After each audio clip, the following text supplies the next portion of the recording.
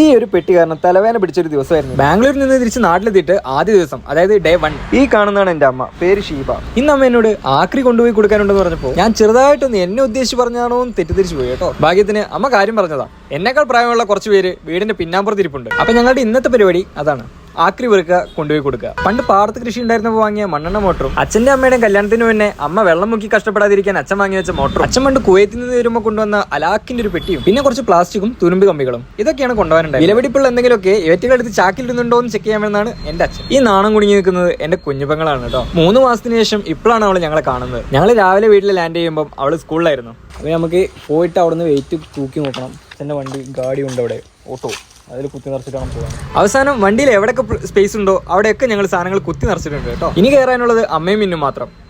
ഞാനിങ്ങനെ ഒന്ന് പോയി വിറ്റൊന്നും കണ്ടിട്ടില്ല, അപ്പൊ പോവാന്. അങ്ങനെ ഞങ്ങൾ 3 പേരും കൂടെ കേട്ടോ പോകുന്നത്, ഞാനും അമ്മയും പിന്നെ എന്റെ ഭാര്യയും. നാട്ടിലെപ്പോ വരുമ്പോഴും ഓട്ടോ എടുത്ത് ഓടിക്കുക എന്നുള്ളത് എന്റെ ഒരിക്കലും മരിക്കാത്ത ഒരു ആഗ്രഹമാണ് കേട്ടോ.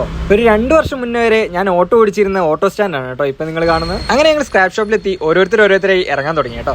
ഓട്ടോ നിർത്തിയത് ചെറിയൊരു ഇറക്കത്തിലായതുകൊണ്ട് വണ്ടി ഇറങ്ങി പോരാതിരിക്കാൻ ചെറിയൊരു കട്ടയും വെച്ചു. ഇപ്പൊ ഞാനിവിടെ കൊടുക്കുന്ന പല സാധനങ്ങളും ഞാൻ എന്റെ കയ്യിലെടുക്കുമ്പോൾ പല നൊസ്റ്റാൾജിക് ഓർമ്മകളും എന്റെ മനസ്സിലൂടെ കടന്നുപോയി കേട്ടോ. അച്ഛന്റെ പണ്ടത്തെ സൈക്കിൾ പമ്പ് വരെ ആ കൂട്ടത്തിലുണ്ടായിരുന്നു. നാട്ടിലെ എത്ര സൈക്കിളുകളിൽ ഞാൻ ആ പമ്പ് കൊണ്ട് കാറ്റടിച്ചിട്ടുണ്ട്.